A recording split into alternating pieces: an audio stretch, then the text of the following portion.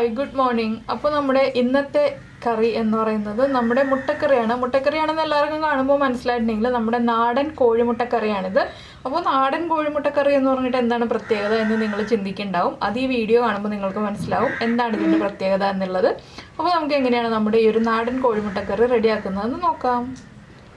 നമുക്ക് നമ്മുടെ മുട്ടക്കറിക്ക് ആവശ്യമായിട്ടുള്ള ഇൻഗ്രീഡിയൻസ് നോക്കാം. നമ്മളിപ്പോൾ 2 സവോള എടുത്തിട്ടുണ്ട്. 5 മുട്ടയിലേക്കുള്ള ഇൻഗ്രീഡിയൻസ് ആണ് കേട്ടോ ഞാൻ പറയുന്നത്. അതിലേക്ക് 4 പച്ചമുളക് എടുത്തിട്ടുണ്ട്. എന്താണെന്ന് വെച്ചാൽ നമ്മളിനി ഒരുപാട് മുളക് പൊടിയൊന്നും ചേർക്കില്ല, കുറച്ച് മുളക് പൊടിയേ ചേർക്കുള്ളൂ. അതുകൊണ്ടാണ് 4 പച്ചമുളക് എടുത്തിട്ടുള്ളത്. 2-3 തണ്ട് കറിവേപ്പില, ഒരു ചെറിയ പീസ് ഇഞ്ചിയൊക്കെ വളരെ കുറച്ച് മതി. പിന്നെ തേങ്ങയുടെ 1-ാം പാലും എടുത്തിട്ടുണ്ട്, 2-ാം പാലും എടുത്തിട്ടുണ്ട്, 1/2 കപ്പ് 1-ാം പാലും 2 കപ്പ് 2-ാം പാലും എടുത്തിട്ടുണ്ട്. നിങ്ങൾക്ക് ഗ്രേവി കൂടുതൽ വേണമെന്നുണ്ടെങ്കിൽ കൂടുതൽ തേങ്ങാപ്പാൽ ചേർക്കാം. അപ്പോൾ ഞാനിപ്പോൾ കുറച്ച് ഗ്രേവിയിലാണ് ചെയ്യുന്നത്. ഇനി നമുക്കിതിലേക്ക് പൊടികളൊക്കെയാണ് വേണ്ടത്. അപ്പോൾ മുട്ട വേവിച്ച് വെച്ചിട്ടുണ്ട്. പിന്നെ പൊടികളൊക്കെ നമുക്ക് കറി ഉണ്ടാക്കുമ്പോൾ ചേർക്കാം. ഇപ്പോൾ നമുക്ക് ഈ സവോള ഒന്ന് നീളത്തിൽ കനം കുറച്ച് കട്ട് ചെയ്തെടുക്കാം. അതുപോലെ തന്നെ പച്ചമുളകൊന്ന് സ്പ്ലിറ്റ് ചെയ്യാം, ഇഞ്ചി ചെറുതായിട്ട് മുറിക്കാം. പിന്നെ നമുക്ക് ഇതിലേക്ക് വെളുത്തുള്ളി താല്പര്യമുണ്ടെങ്കിൽ ഒരു 3 അല്ലി വെളുത്തുള്ളിയും കൂടി ചേർക്കാം കേട്ടോ. താല്പര്യമുണ്ടെങ്കിൽ മാത്രം, അത് നിർബന്ധമാണെങ്കിൽ ചേർക്കാം, ഇല്ലെങ്കിൽ വെളുത്തുള്ളി ചേർത്തില്ലെങ്കിലും കുഴപ്പമില്ല.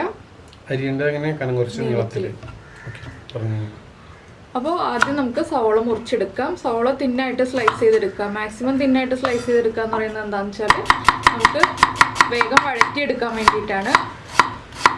തക്കാളിയും ബാക്കിയുള്ള ഇൻഗ്രീഡിയൻസ് ഒന്നും വേണ്ട കേട്ടോ ഈ ഒരു കറിയിലേക്ക്. തക്കാളിയൊക്കെ ചേർത്തിട്ടുണ്ടെങ്കിൽ ഈ കറിയുടെ ടേസ്റ്റ് മാറും. അപ്പോൾ തക്കാളി ഒന്നും ചേർക്കാതെയുള്ള മുട്ടക്കറിയാണിത്. നമ്മൾ പല രീതിയിൽ മുട്ടക്കറി വയ്ക്കാറുണ്ട്. അതിൽ തക്കാളി ചേർക്കാതെയാണ് ഈ ഒരു മുട്ടക്കറി ഉണ്ടാക്കുന്നത്.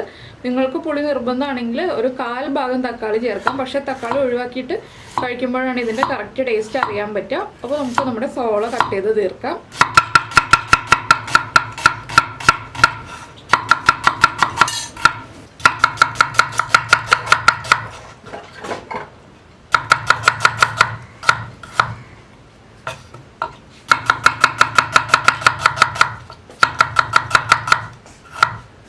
അപ്പോൾ നമ്മൾ നമ്മുടെ സവോള മുഴുവൻ കട്ട് ചെയ്തെടുത്തിട്ടുണ്ട്. ഇനി പച്ചമുളക് ഒന്ന് സ്പ്ലിറ്റ് ചെയ്തെടുക്കാം. പച്ചമുളക് ചെറുതായിട്ട് ചോപ്പ് ചെയ്തൊന്നും എടുക്കണ്ട, 2ആയിട്ട് സ്പ്ലിറ്റ് ചെയ്തെടുത്താൽ മതി. ഇപ്പോൾ നമ്മൾ നമ്മുടെ ഇഞ്ചിയും പച്ചമുളകും എല്ലാം മുറിച്ച് കഴിഞ്ഞിട്ടുണ്ട്. ഇഞ്ചി ചെറുതായിട്ട് ചോപ്പ് ചെയ്തെടുക്കുകയാണ് ചെയ്തത്. ഇതുപോലെ തന്നെ വേണം നിങ്ങൾ വെളുത്തുള്ളി ചേർക്കുന്നുണ്ടെങ്കിൽ വെളുത്തുള്ളിയും ചോപ്പ് ചെയ്ത് ചേർക്കാനായിട്ട്. ഇനി നമുക്കൊരു പാൻ ചൂടാക്കാം. ഇപ്പോൾ നമ്മളൊരു പാൻ ചൂടാക്കിയിട്ട് പാനിലേക്ക് വെളിച്ചെണ്ണ ഒഴിച്ചിട്ടുണ്ട്. ഇതിലേക്ക് നമുക്ക് ഒരു 2 തണ്ട് കറിവേപ്പില ആദ്യം ചേർക്കാം.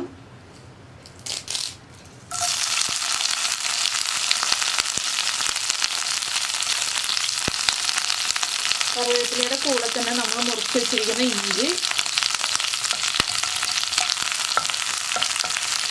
ഇതൊന്ന് കുക്കായി വരട്ടെ. അതിന് ശേഷം നമുക്ക് ബാക്കിയുള്ള കാര്യങ്ങൾ ആഡ് ചെയ്യാം.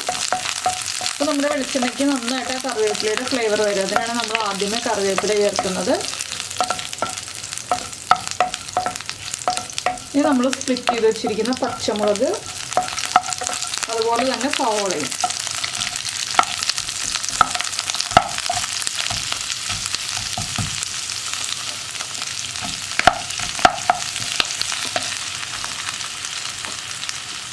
ഇനി ഇതൊന്ന് കുറച്ച് ഉപ്പ് ചേർത്തിട്ട് വഴറ്റിയെടുക്കാം.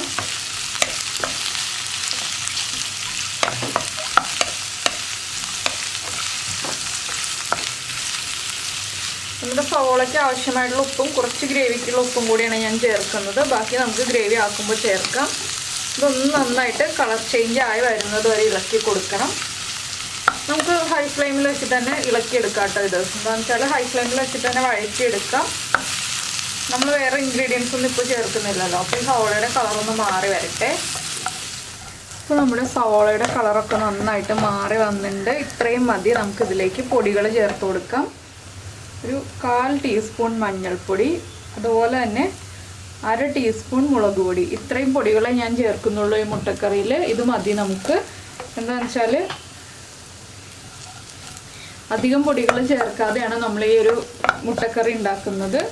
അപ്പോൾ ഈ പൊടികളൊന്ന് കുക്കായി വരട്ടെ 1 മിനിറ്റ്. നിങ്ങൾക്ക് തക്കാളി ചേർക്കണം എന്ന് നിർബന്ധമാണെന്നുണ്ടെങ്കിൽ മാത്രം ഈ പൊടികളൊന്ന് കുക്കായി വരുമ്പോൾ ഒരു 1/4 ഭാഗം തക്കാളി, ഒരു തക്കാളിയുടെ 1/4 ഭാഗം മുറിച്ചിട്ട് ചേർക്കാം.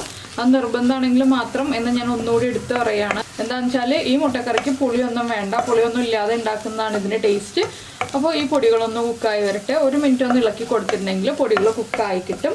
മല്ലിപ്പൊടി ഒന്നും ചേർക്കില്ല കേട്ടോ. മല്ലിപ്പൊടിയോ ഗരം മസാലപ്പൊടിയോ ഒന്നും ചേർക്കാതെ നമ്മുടെ മുളക് പൊടിയുടെയും പച്ചമുളകിൻ്റെയും ആ ഒരു എരിവിൽ മാത്രമാണ് ഈ ഒരു മുട്ടക്കറിയുടെ ടേസ്റ്റ് ഉള്ളത്. അപ്പോൾ നിങ്ങൾ ഇതുപോലെ മുട്ടക്കറി ഉണ്ടാക്കി നോക്കിയിട്ടില്ലെങ്കിൽ ഒരു ദിവസം ഇതുപോലെ മുട്ടക്കറി ഉണ്ടാക്കി നോക്കൂ കേട്ടോ. പൊടികളൊക്കെ അധികം ചേർക്കാതെ സിമ്പിളായിട്ടുള്ളൊരു മുട്ടക്കറി, പക്ഷെ ഭയങ്കര ടേസ്റ്റാണ് ഈ മുട്ടക്കറിക്ക്. ആ മുട്ടയുടെ കറക്റ്റ് ടേസ്റ്റ് നമ്മൾ അറിയുന്നത് ഇതുപോലെ മുട്ടക്കറിയൊക്കെ ഉണ്ടാക്കുമ്പോഴാണ്.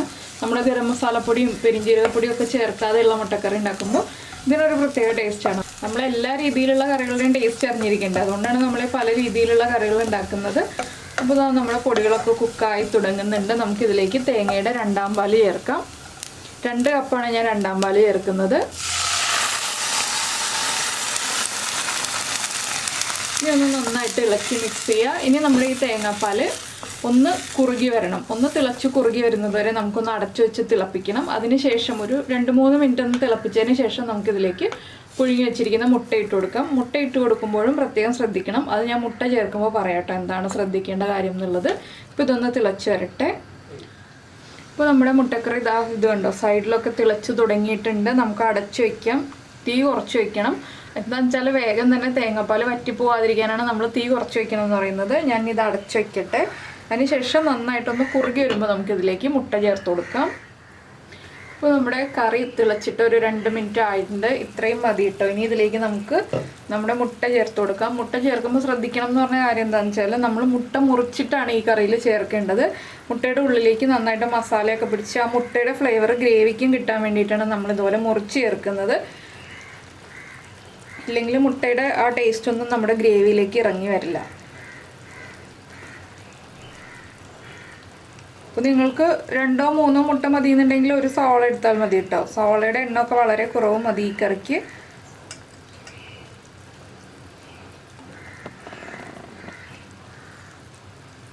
ഇനി നമ്മുടെ മുട്ടയും കൂടി കിടന്നിട്ട് ഒരു 5 മിനിറ്റ് ഒന്ന് തിളച്ച് വരട്ടെ. ഇത് നമുക്ക് ഈ ഗ്രേവി ഒന്ന് മുട്ടയുടെ മുകൾ ഭാഗത്തേക്കൊക്കെ ആക്കി കൊടുക്കാം. മുട്ടയൊന്ന് മുങ്ങിക്കിടന്ന് തിളച്ച് കുറുകി വരട്ടെ. ഉപ്പൊക്കെ ഒന്ന് ചെക്ക് ചെയ്യുക. ഉപ്പ് കുറവാണെങ്കിൽ ഉപ്പ് ആഡ് ചെയ്ത് കൊടുക്കുക. ഉപ്പ് കുറവായിരിക്കും, ഞാനപ്പോൾ കുറച്ച് കഴിഞ്ഞിട്ട് ഉപ്പ് ആഡ് ചെയ്യുന്നുള്ളൂ. അപ്പോൾ മുട്ട ഇട്ട് ഉടനെ തന്നെ നമ്മൾ ഉപ്പിട്ട് കൊടുത്തിട്ടുണ്ടെങ്കിൽ മുട്ട പൊടിഞ്ഞു പോകും. അതുകൊണ്ടൊന്ന് ഒന്നുകൂടി ഒന്ന് കുക്കായി വരുമ്പോൾ നമുക്ക് ഉപ്പ് ചേർത്ത് ഇളക്കി കൊടുക്കാം. അതോരൊന്ന് തിളക്കിയിട്ട് ഇപ്പോൾ അത്യാവശ്യത്തിനുള്ള ഉപ്പുണ്ട്. ചെറിയ ഉപ്പിൻ്റെ കുറവേ ഉണ്ടാവുള്ളൂ. അത് നമുക്ക് കുറച്ച് കഴിയുമ്പോൾ ആഡ് ചെയ്ത് കൊടുക്കാം. ഇപ്പോൾ നമ്മുടെ മുട്ടക്കറി നമ്മൾ അടച്ചു വെച്ചിട്ട് ഒരു 10 മിനിറ്റായി. നമുക്കൊന്ന് തുറക്കാം. ഇപ്പോൾ കണ്ടോ തേങ്ങാപ്പാലൊക്കെ ഒന്ന് വറ്റി വന്നിട്ടുണ്ട്. ഇതിലേക്ക് നമുക്കിനി തേങ്ങയുടെ 1ാം പാല് ചേർക്കണം. അപ്പോൾ ഞാൻ ഇനി ഉപ്പൊക്കെ ഒന്ന് ചെക്ക് ചെയ്യട്ടെ. ഉപ്പ് ചെക്ക് ചെയ്തിട്ട് നമുക്ക് തേങ്ങയുടെ 1ാം പാല് ചേർക്കാം.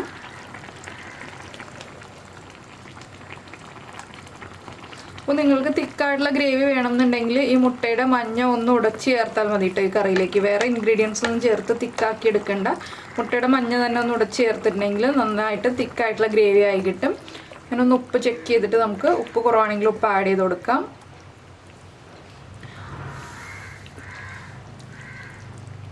ഉപ്പ് കുറച്ച് കുറവാണ്. എരിവൊക്കെ കറക്റ്റ് ആയിട്ടുണ്ട്.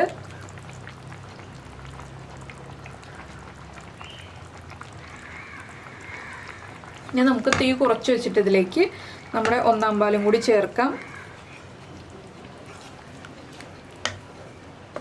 1ാം പാല് ചേർത്തിട്ട് ഒരുപാട് സമയം തിളപ്പിക്കരുത്. വേഗം തന്നെ നമ്മൾ ഫ്ലെയിം ഓഫ് ചെയ്യണം. ഞാനൊരു 1/2 കപ്പ് 1ാം പാലാണ് ചേർക്കുന്നത്. ഇനി നന്നായിട്ടൊന്ന് ഇളക്കുക. അതിനുശേഷം ഉടനെ തന്നെ ഫ്ലെയിം ഓഫ് ചെയ്യുക. ഞാൻ ഓഫ് ചെയ്യാണ്. ഇത്രയേ ഉള്ളൂ. നമ്മുടെ മുട്ടക്കറി ഇതാ റെഡി ആയി കഴിഞ്ഞു. ഇനി നമുക്കിതിലേക്ക് ഒരു തണ്ടും കൂടി കറിവേപ്പില ചേർക്കാം. ഇനി ഈ കറി ഒന്ന് ഇരുന്ന് ചൂട് മാറി വരുമ്പോൾ നമ്മൾ ഉപയോഗിക്കാം കേട്ടോ. ചൂടോടെ തന്നെ ഉപയോഗിച്ചിട്ടുണ്ടെങ്കിൽ ഈ കറിക്ക് അത്ര ടേസ്റ്റ് ഉണ്ടാവില്ല. നമ്മളൊന്ന് ചൂട് മാറി വരുമ്പോൾ ഉപയോഗിക്കുമ്പോഴാണ് നല്ല ടേസ്റ്റ് ഉണ്ടാവുന്നത് കറിക്ക്. മുട്ടക്കറിയുടെ കറക്റ്റ് ആയിട്ടുള്ള ടേസ്റ്റ് അറിയാൻ പറ്റുന്നത് ചൂട് മാറിയിട്ട് ഉപയോഗിക്കുമ്പോഴാണ്. അപ്പോൾ നമുക്കിതൊന്ന് ചൂട് മാറി വരുമ്പോൾ ഇനി പ്രസൻറ്റ് ചെയ്യാം. അപ്പോൾ നമ്മുടെ മുട്ടക്കറി ഇതാ നമ്മൾ പ്രസൻറ്റ് ചെയ്ത് കഴിഞ്ഞു. നമ്മൾ ഉണ്ടാക്കിയ അതേ പാത്രത്തിൽ തന്നെയാണ് പ്രസൻറ്റ് ചെയ്തിട്ടുള്ളത്. ഞാനപ്പോൾ മുട്ടയുടെ ഒരു മഞ്ഞ മാത്രം ഒന്ന് ഉടച്ചു കൊടുത്തു കേട്ടോ, ഒന്ന് കറി തിക്കായി വരാനായിട്ട്. അതൊന്ന് ജസ്റ്റ് നമ്മൾ ഉപയോഗിക്കുന്ന സ്പാറ്റിൽ ഉപയോഗിച്ചിട്ട് ഒന്ന് ഉടച്ചു കൊടുത്താൽ മതി. അപ്പോൾ നല്ല തിക്കായിട്ടുള്ള ഗ്രേവി ആയിട്ടുണ്ട്. ഒരുപാട് മഞ്ഞ ഉടച്ച് ചേർക്കേണ്ട ആവശ്യമില്ല. ഒരെണ്ണം മതി, ഒരു ഹാഫ് സ്ലൈസ് മഞ്ഞ. അപ്പോൾ ഈ ഒരു കറി നിങ്ങൾക്ക് ഇഷ്ടമായി എന്നുണ്ടെങ്കിൽ ഇപ്പോൾ തന്നെ വീഡിയോയുടെ താഴെ ഒന്ന് കമൻറ്റ് ചെയ്തോളൂ ഇഷ്ടമായോ ഇല്ലയോ എന്നുള്ളത്. അതുപോലെ ഇഷ്ടപ്പെട്ട റെസിപ്പികൾ കുക്കിംഗ് താല്പര്യമുള്ള നിങ്ങളുടെ ഫ്രണ്ട്സിനും ഫാമിലി മെമ്പേഴ്സിനും ഒക്കെ ഒന്ന് ഷെയർ ചെയ്ത് കൊടുക്കുക. പിന്നെ നിങ്ങൾ ആദ്യമായിട്ടാണ് നമ്മുടെ ചാനൽ കാണുന്നതെങ്കിൽ നമ്മുടെ വീഡിയോ പ്രസൻറ്റ് ചെയ്യുന്ന രീതിയൊക്കെ ഇഷ്ടമായി എന്നുണ്ടെങ്കിൽ നമ്മുടെ വീഡിയോയുടെ താഴെ ആ സബ്സ്ക്രൈബ് ബട്ടൺ ഒന്ന് ക്ലിക്ക് ചെയ്യുക. അതുപോലെ തന്നെ അതിൻ്റെ റൈറ്റ് സൈഡിലുള്ള ബെൽ ഐക്കണും ക്ലിക്ക് ചെയ്യുക. അപ്പോൾ ഓൾ എന്ന് പറഞ്ഞിട്ടൊരു ഓപ്ഷൻ വരും. ആ ഓളും കൂടി പ്രസ് ചെയ്തിട്ടുണ്ടെങ്കിൽ ഞങ്ങൾ എപ്പോഴും വീഡിയോ അപ്ലോഡ് ചെയ്യുമ്പോൾ നിങ്ങൾക്ക് നോട്ടിഫിക്കേഷൻ വരും. അപ്പോൾ നമുക്ക് നമ്മുടെ അടുത്ത റെസിപ്പിയുമായിട്ട് അടുത്ത ദിവസം വീണ്ടും കാണാം.